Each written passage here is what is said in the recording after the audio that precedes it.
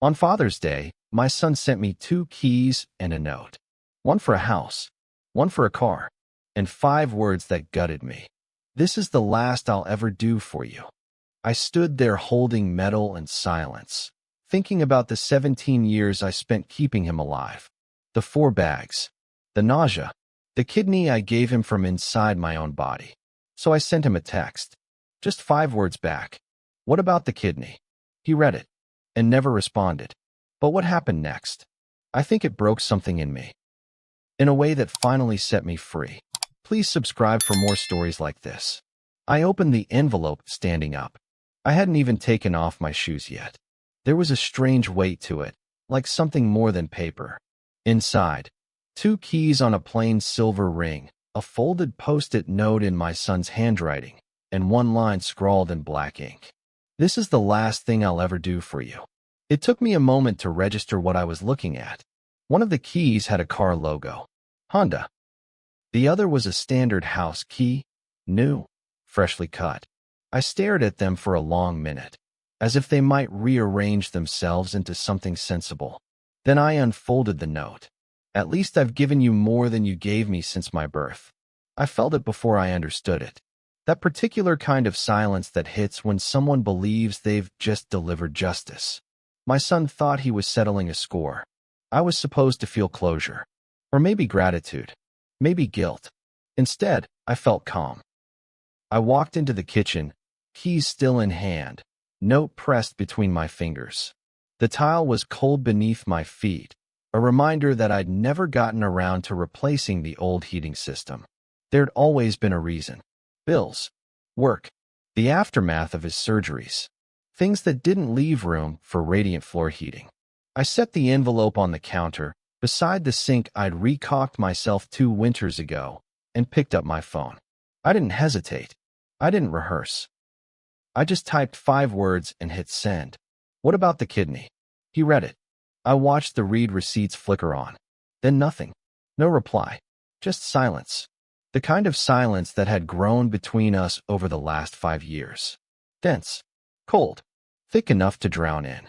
It wasn't always this way. He used to be the kind of boy who cried when I got a paper cut, who once spent 2 days trying to sew a button back on his favorite bear, whispering, "It hurts him when he's broken." But time has a way of carving people into strangers. And apparently, he thought a house and a Honda were enough to erase a mother. So I smiled. Just a little. Because you only send a gift like that when you want to be done. When you want the ledger closed. But what do you do with a son who forgets that part of him still lives inside you? I boiled water for tea and stared out the window at the neighbor's dog barking at a squirrel. My phone screen stayed blank. He wasn't going to answer. Not tonight. Maybe not ever. But the silence only confirmed something I'd known for a while. He thinks I'm easy to forget. He doesn't know the difference between money and sacrifice. He forgot the 4 drips. The nausea. The way I couldn't walk right for months after the surgery. He forgot that when he was dying, I opened up my body and gave him part of mine. So no, this isn't the last thing he did for me. But it might be the last thing I let him take. When the envelope arrived in 2008, it had a blue hospital logo in the corner and my name written in slightly smudged ink. I'd been waiting for it for a week, ever since the doctor told us that my son's kidneys were shutting down. He was 17. He'd just come home from soccer practice and said his legs felt weird. Numb. I told him to sit down, drink water. His coach thought it might be overtraining. Dehydration, maybe. But then he started vomiting. First once. Then again. Then he couldn't stop. I took him to the ER that night. The waiting room smelled like bleach and panic. They ran labs. Hooked him 2 and 4. Hours passed. Then the diagnosis came. Stage 4 renal failure. The kind of thing that doesn't run in families. The kind of thing that happens when God isn't watching. He looked at me, half drugged and terrified, and said, "Are you going to fix it, Mom?" I nodded. I didn't let him see me cry. That was January. The match letter came in March. But I wasn't a match. At least not yet. My blood pressure was too high. My BMI was 2 points over the line. And my left kidney had some scar tissue they didn't like. I sat in my car after the appointment, and gripped the steering wheel so hard it left imprints on my palms. Then I started walking. Every morning, rain or shine. I stopped eating salt, said no to birthday cake, cut coupons and skipped dinners out so I could afford organic greens and a gym membership. I lost 23 pounds in 7 months. I passed every retest. I was approved as a donor in October. We scheduled surgery for November 12th. He didn't know how close he came to dying. He only knew I was a match. I told him over pancakes. He cried. I held his face. I said, "Of course. You're my heart outside my body." And for a long time, I believed that meant something to him. It was a Tuesday when he said it. The word wasn't thrown exactly. It was tossed out like a casual observation. As if calling me extra was the same as noting it might rain or that the line at Starbucks was long. We were standing in the kitchen of his new house, the old new house, the one before the one he gave me like a charity trophy. Granite countertops, stainless steel, everything. The fridge had a touchscreen. The kind of kitchen you show off during dinner parties, but never cook in. I had come to drop off a casserole. A real one. Chicken, rice, and mushrooms. Something warm for the freezer, since his wife had just had surgery. A small gesture. The kind that mothers do without thinking, without needing to be asked or thanked. He didn't say hello when I walked in, even though I'd texted I was on my way. Just a nod from the dining room, where he sat with his laptop, still in his work shirt but barefoot, a glass of whiskey at his elbow. The kind of posture you use when you want to make someone else feel overdressed for simply existing. His wife wasn't home. She was at her mother's. I knew that because her mother had called me 3 days ago to thank me for offering help, but remind me that they've got it under control. That was always the subtext in her voice. That I was a relic from a Messier time. That she had birthed a new version of him. Clean, educated, upwardly mobile. I set the casserole on the counter and covered it in foil. He didn't look up. I glanced around and saw the dishes still in the sink, 3 days old by the smell of them. "Where's Maya?" I asked, rinsing a plate without asking. "Her mom's. She needed space." I nodded. Didn't press. I went quiet for a moment, trying to find some thread between us. I spotted a photo on the wall, a candid from their engagement shoot. He was laughing. She was looking at him like she was in on a secret the rest of us would never understand. He hadn't looked at me like that since he was 10. "You ever think about coming home for Sunday dinner again?" I asked gently. "We could make your favorites. Just something simple. You haven't been in a while." That's when he sighed, loud enough to let me know he was annoyed. He closed the laptop slowly, like it took effort, and finally looked at me. "Mom," he said, "you're kind of extra." I laughed at first. I genuinely thought it was a joke. I was halfway through smiling when I saw that he wasn't. He meant it. He was calm, detached. Like he was doing me the favor of diagnosing my personality. "You always make things heavier than they need to be," he added. "Even this casserole, it's sweet, but it's a lot. Maya doesn't like mushrooms. I told you that last time." I nodded slowly. It was true. He had said that once. Last year, maybe. During a rushed phone call where Maya was upset about something I'd posted on Facebook. I'd forgotten. Or maybe I'd just cooked it how I used to when he was sick. When I needed him to eat something, anything. When I didn't have the luxury of being perfect, just nutritious. "It's okay," I said. "You can toss it." "I mean, we won't," he said quickly, with a tight smile. "We'll probably give it to the neighbor or something." A beat of silence passed. He shifted in his chair. I could feel the gap between us like a temperature drop. The fridge hummed. Somewhere outside, a dog barked. And I realized this wasn't a conversation. It was a dismissal. I was no longer essential. Just extra. And what do you do with someone who saved your life when they become inconvenient? You label them. You reduce them. You manage their appearances. He stood up and stretched. Said something about needing to jump on a call. Didn't walk me to the door. Didn't ask if I wanted to stay. I let myself out. That was the last time I brought food to his house. That was also the night I stopped remembering his favorite meals by heart. It's funny how grief can make room in your brain once it stops making room in your fridge. The house was nice. That was the first insult. Not too nice. He was careful about that. It wasn't grand enough to read as guilt or desperation. Just nice enough to be a statement. You're not a burden anymore. It sat on a quiet block, half an hour from the life I'd built. The yard was small but tidy. The kind of neighborhood where neighbors wave through the blinds but don't speak. The door was freshly painted yellow, like an apology that wanted to be cheerful. Inside, everything was staged. White walls, neutral furniture, a brand new coffee maker. Not a speck of memory in sight. There was a welcome mat that read "Make yourself at home."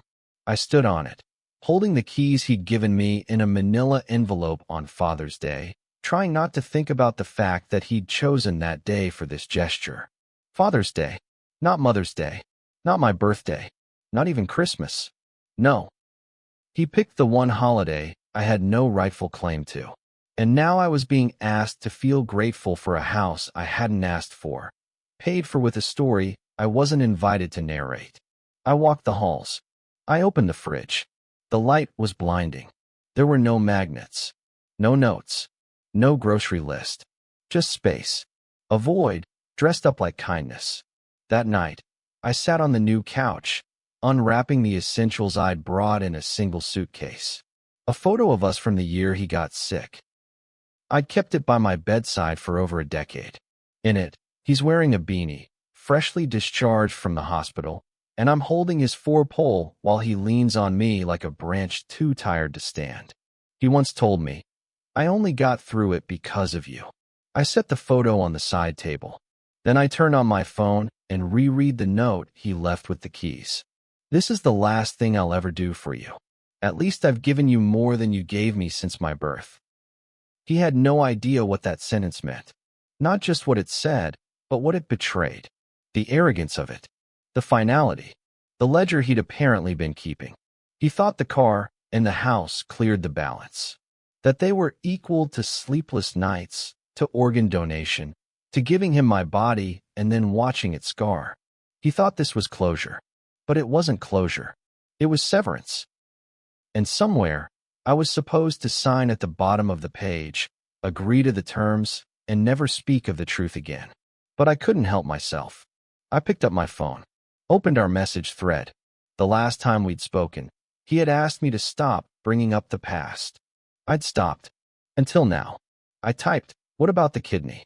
Sent it. Watched the read notification appear within seconds. He didn't reply. Not with a joke. Not with anger. Not with anything. Just left it hanging in the air like a missed heartbeat. And that silence told me everything. Because when someone gives you a house and a car, and you give them an organ, the math doesn't balance. Unless you believe your mother is a transaction. Unless you've rewritten the story so thoroughly that you've forgotten who did the bleeding. The next morning, I woke to a spotless kitchen, the scent of lemon polish, and an ache in my side. Phantom pain. I still get it, sometimes. A strange ghost of that November morning when they wheeled me into surgery to save my son's life. He doesn't even remember what he said before they put me under. But I do. He kissed my forehead and whispered, "Thank you for doing this. I'll never forget it." But he did. He forgot. Or maybe he just decided it was time for me to forget. The house is quiet now. I water the plants. I pay the utilities myself. I sit on the porch and watch people walk by with strollers and groceries and tired, beautiful lives. No one here knows my name. They just wave politely, assume the yellow door means warmth. And sometimes, when I catch my reflection in the glass, I look like a woman who's been rescued. But I wasn't rescued. I was relocated, moved out of his guilt and into the nearest acceptable distance. I keep the keys on a hook by the door. But some days, I wonder if they were really just handcuffs in disguise. It took time for my body to catch up to the truth. The first few weeks in the yellow-doored house, I slept too much. 10, sometimes 12 hours at a time. Not the deep rest people talk about when they say they're finally relaxed, but the kind of sleep that comes after holding yourself upright for too long. Collapse masquerading as rest. My doctor said my labs looked fine. Remarkably stable, she said, tapping the screen. You've taken excellent care of yourself. I almost laughed. I wanted to ask her which part she meant. The blood work? The kidney? Or the decades of emotional triage that never show up on a chart? Because something was still wrong. Not sick, just wrong. Like a house after a storm where the structure holds, but everything inside has shifted an inch to the left. Some mornings, I woke up reaching for my phone, ready to check if he'd finally replied, ready to read an apology that would never come. Then I'd remember, he already said what he needed to say. He just used a house and a car to say it. I stopped checking after the third week. That was the first sign of improvement. I began walking in the mornings. Same habit I'd built years ago when I needed my body to qualify as a donor. Back then, every step had been a negotiation with fear. Please let me be enough. Now, I walked without bargaining. I walked because the air smelled like jasmine. Because the sidewalk warmed under the sun. Because my legs carried me without asking who I was doing it for. I planted tomatoes in the small backyard. Cherry tomatoes. Easy ones. The kind that forgive you if you miss a day of watering. I like that about them. One afternoon, while brushing dirt from my hands, I realized something that stopped me cold. No one here needed anything from me. There were no appointments to remember, no medications to track, no meals to tailor to someone else's preferences, no emotional temperature to regulate. The silence in this house wasn't punishment. It was space. And space, it turns out, is a form of medicine. The ache in my side still comes and goes. Phantom pain, they call it. Nerves remembering what the mind has already moved past. Sometimes it hits when I bend to tie my shoes. Sometimes when I laugh too hard. It's my body reminding me, you gave something away, but it doesn't feel like loss anymore. It feels like proof. He never did reply to the text. And I understand why. Because to answer it, he'd have to acknowledge that this wasn't about money. That there are some debts that can't be settled with keys. That love doesn't depreciate the way assets do. He'd have to sit with the fact that when he was 17 and terrified, I didn't calculate fairness. I didn't ask what I'd get back. I didn't wonder if he'd be grateful enough. I just said yes. And maybe that's what unsettles him most. That my love had no conditions, and is now comes with closing documents. A month ago, I framed the old photo. The one of us outside the hospital, him in a beanie, me gripping the four-pole like a lifeline. I hung it in the hallway, where the afternoon light hits it just right. Not as a reminder of what I lost, but of who I was when I chose freely. People ask sometimes if I regret it. The surgery, the sacrifice, the years. I tell them the truth.